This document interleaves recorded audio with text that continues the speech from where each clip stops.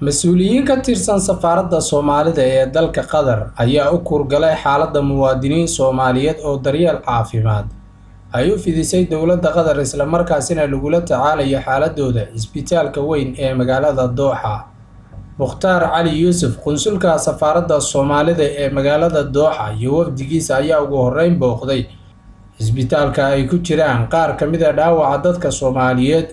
oo ay dadaal xooggan ku bixisay dowladda Soomaaliya sidii ay u heli lahaayeen daryeel caafimaad isla markaasina ay garab istaagtay dowladda aynu walaalaha nahay ee Qatar.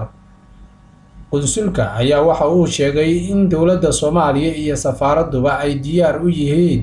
baahiyaha ay tabanayaan muwaadiniinta Soomaaliyeed ee lagu dabiibayo magaalada Dooxa isla markaasina ay garab taagan yihiin. haddii aan nahay safaaraddii Soomaaliyeed ee Qatar ee halka joogtay inaan baahidiina aan la socono inaan meelaha culayska idinka haysta inaanu idinka kabno intii tabarteeda intaanu gaarsiin karno ay meeshii ku habboon tahay mid walba qof walba oo idinka mid ah haddii aan yiraahdo inaad baahida markaa jirta qaabkii lagu daaweyn lahaa iyo meesha ay ku fiican tahay iyo wixii markaa aad tabanaysaan oo dhan inaan la soconno waa laga maarmaan. midaan idinla diyaarnahay aan idinka seexanayn habeen iyo maalin iyo waqti kasta oo baahidu timaado anytime ay timaado waxaa weeyaan midaan idinka warqabayn horta inaad sidaa u ogaataan nagulana socotaan haddii aan yiraahdo waxaan ilaahay idinkaga baryaynaa in uu idin siiyo caafimaad taam ah aad ku gaartaan waddankiina aad ku noqotaan adinkoo sidii hore si ka bedelan ah oo ilaahay aad isla mar ahaantaan aad raadtaan dalkan aad joogno hadda dalkan halkaan aan joogno dalka Qatar markaan fiirino waxaa weeyaan dal aan walaalanahay waa dal aan saaxiibnahay waa dal jecel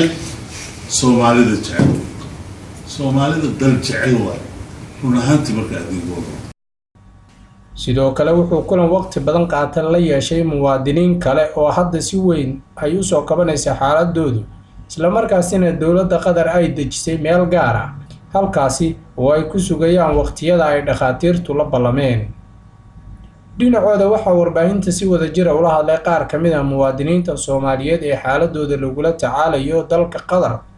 Maxamed Mukhtaar Sheekh, gudoomiyaha waxbarashada gobolka Galgaduud oo dhaawac uu ka soo gaaray weerarkii arxan-darrada ahaa ee lagu qaaday wasaaradda waxbarashada iyo tacliinta sare, iyo Maxamed Dhagaweyne oo ka mid ah dadkii ku waxyeeloobay weerarkii Hotel Central ayaa sheegay in si weyn loo garab istaagay.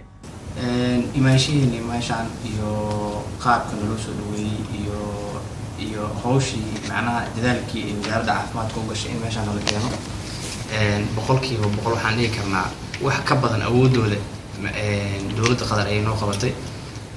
si wanaagsan ayaa naloo soo dhaweeyay. Soomaaliyeed sida wanaagsan macnaha noo qaabishay oo naloo daaweeyay oo macnaha aad iyo aad naloo dhaqaaleeyay maadaama aan nahay dad Soomaaliyeed oo dalkoodii dhibaato ku soo gaartay dalkoodina burbursan yahay. mar labaad iyo mar saddexaad buu mahadcelinayaa halkaan markaan nimid aad ayaan la soo dhaweeyay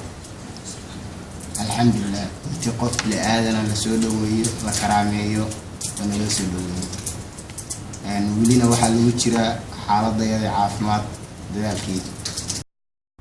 Axmed Darwiish, warbaahinta qaranka, Dooxa.